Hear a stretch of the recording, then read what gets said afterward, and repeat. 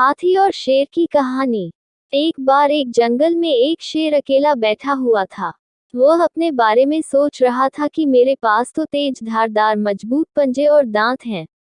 साथ ही मैं एक बहुत ही ताकतवर जानवर भी हूँ। लेकिन फिर भी जंगल के सारे जानवर हमेशा मोर की ही तारीफ क्यों करते रहते हैं। दरअसल शेर को इस बात से बहुत जलन महसूस होती थी कि सभी जानवर मोर की तारीफ करते थे। जंगल के सभी जानवर कहते थे कि मोर जब भी अपने पंख फैलाकर नाचता है तो वह बहुत सुंदर लगता है। यही सब सोचकर शेर बहुत दुखी हो रहा था। वह सोच रहा था कि इतना ताकतवर होने और जंगल का राजा होने पर भी कोई उसकी तारीफ नहीं करता है। ऐसे में उसके इस जीवन का क्या मतलब है। तभी वहां से एक हाथी जा रहा था। वह भी काफी दुखी था।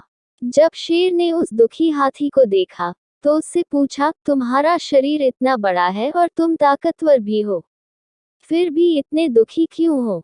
तुम्हें क्या परेशानी है? दुखी हाथी को देखकर शेर ने सोचा कि क्यों न मैं इस हाथी के साथ अपना दुख बांट लूं। उसने आगे कहते हुए हाथी से पूछा कि क्या इस जंगल में ऐसा कोई जानवर है जिससे तुम्हें जलन होती हो और वह तुम्हें हानि पहुंचाता हो? शेर की बात सुनकर हाथी ने कहा, जंगल का सबसे छोटा जानवर भी मुझ जैसे बड़े जानवर को परेशान कर सकता है। शेर ने पूछा, वह कौन सा छोटा जानवर है? हाथी ने कहा, महाराज, वो जानवर चींटी है। वह इस जंगल में सबसे छोटी है, लेकिन जब भी वो मेरे कान में घुसती है तो मैं दर्द के मारे पागल हो जाता हूँ। हाथी की बात सुनकर शेर को समझ में आ गया कि मोर तो मुझे चींटी की तरह परेशान भी नहीं करता है, फिर भी मुझे उससे जलन होती है। ईश्वर ने सभी प्राणियों को अलग अलग खामियां और खूबियां दी हैं। इसी वजह से सारे प्राणी एक जैसे ही ताकतवर या कमजोर नहीं हो सकते हैं।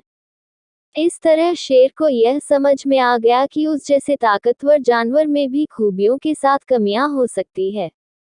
इससे शेर के मन में उसका खोया हुआ आत्मविश्वास फिर से बढ़ गया और उसने मोर से जलन करना बंद कर दिया।